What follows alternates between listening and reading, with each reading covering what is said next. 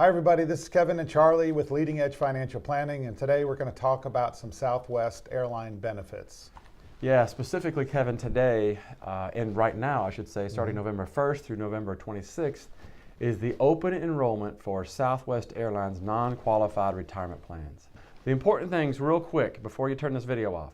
Go to freedomtoretire.com and review your elections there. A lot of confusion there. It's not on SWA Life, so freedomtoretire.com. It's where the Empower accounts live, profit sharing.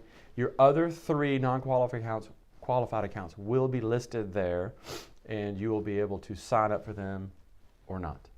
Right, yeah, and I think the first thing to mention is that these non-qualified plans are just that. They're not the usual retirement plans, the 401ks. They are extraordinary in the fact that they're not offered to everybody, Charlie. Right. So a lot of people don't have knowledge of what these things are. So if you can talk about the three plans that are available, and then talk about why they're extraordinary, or different. Yeah, absolutely. And the three plans, we have the three non-qualified plans: Top Hat Plan, 401A-17, and Excess Retirement Plan, and maybe more formally known as the 415 Excess Retirement Plan. That's the section of the tax code. People love IRS codes. So, that's right. Thanks for throwing those They out leave there. that off because it's painful to just even talk about. Yeah. We're not going to go into all these are complicated. A lot of moving parts there. And so the big picture thing to know is, and again, freedomtoretire.com, you're basically deferring salary. You don't have to select 100% of these excess monies that are coming in. You can select any combination, which I think has been a neat solution, kind of an in-between solution. Right. So think of that part. And then the one that you have to make a positive election for is the Top Hat. That's not triggered off of any other income limits or savings limits. The Top Hat is totally elective. You got to go in there and tell them exactly how much you want to defer of your salary. So those are the kind of the big picture items there, Kevin. Wow. Contact Charlie in particular has become an expert on this. So contact us, and we'll help you through the decision making. But let's talk for a second about tax deferral, Charlie. So tax deferral means that the money's going to be coming to you, but you say, no, I don't want the money. And so you don't take constructive receipt of the money, and the money goes into these plans. And so you don't have to pay taxes currently. So that's really what these plans do. And for people that make a high income, sometimes you got to save more money if you want to have the same lifestyle in retirement. So tax deferral is a great thing. Growing your money, you don't have that friction of being taxed every year. So tax deferral is good. The second thing that is good is that when you do take the money out in the future, when we say deferral, it's not tax-free. In the future, you're going to pay tax. You're going to pay tax in dollars that are worth less, not worthless, but worth less, because you're going to be paying future dollars, inflation will rise, and the dollars will be worth less. That's why tax deferral is such a wonderful thing. But what is the negative? There is some negative to this. When I say negative, it's not all puppy dogs and rainbows. What's the part of these plans why some people don't like to use them? The short answer is they're at-risk monies. So, just due to IRS regulations, if they're going to give us the ability to defer this money and defer taxes, there's going to be some catches. But basically the rules are, if you defer these monies into these non-qualified accounts, they go into a rabbi trust. What it means for you is that if Southwest Airlines declares bankruptcy, then your money is at risk. You will be in line as any other creditor for that money. So that's the big issue. So you may want to think about your time horizon here at Southwest Airlines, how much time you have left, and probably not a great idea if you're a young pilot at Southwest Airlines, to be honest with you. A lot of risk in the airline business. Southwest Airlines is the only major airline that's not been bankrupt, so that's kind of hard to believe. And so, I'm kind of using a rule of thumb here, but if you're older and you only have 3 or 4 years, then it's not as bad, because there's only 3 or 4 years where there could be a bankruptcy. If it's 30 years, then you're really rolling the dice. Now most of these non-deferral plans that we've seen is that if you do leave the company, you can get the money. Is that the same with these plans?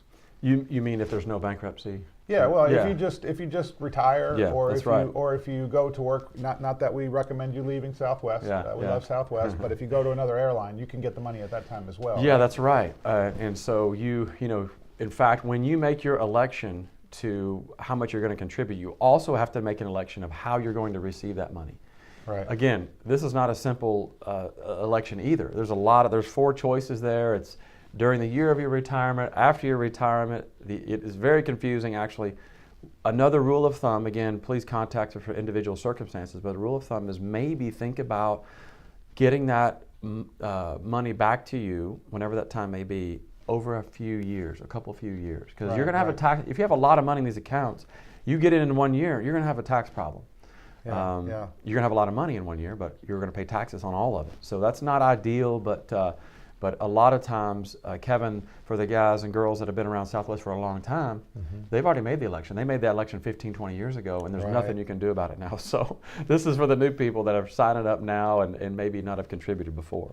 So let me say what a lot of clients say to us, Charlie. They say, okay, good, I got all that. What should I do?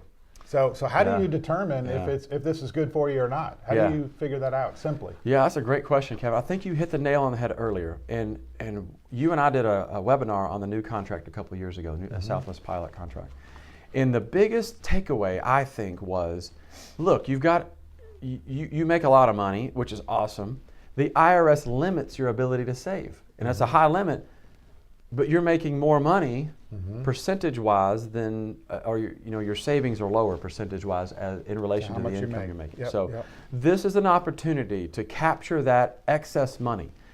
And however you do it, via the 401(a)(17), excess retirement plan, or the top hat.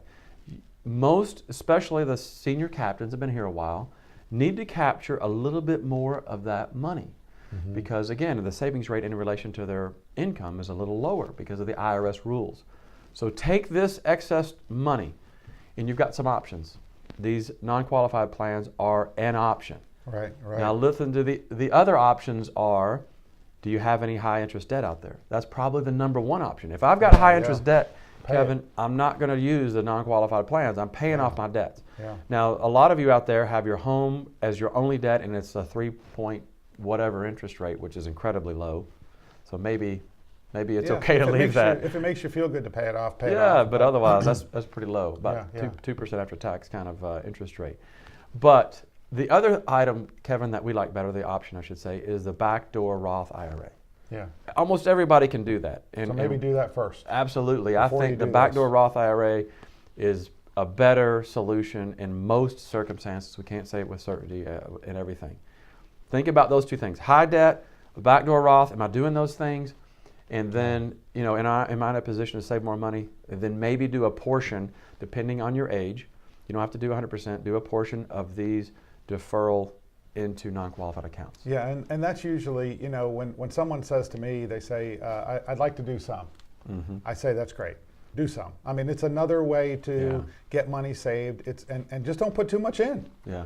Because again, if the company goes bankrupt, you could lose it. You'll become a general creditor. So do some, but don't do too much. And we can help you to determine that sum number, I think. That's right. Absolutely. And we can look at your salary, your income, your situation, and give you some solid recommendations on what might be a good idea to do. Awesome. Well, thanks so much for watching. If you guys have any, and gals have any questions, please call us. All right, thanks. And check us out at leadingedgeplanning.com. And we're on Facebook and LinkedIn as well. Thank you.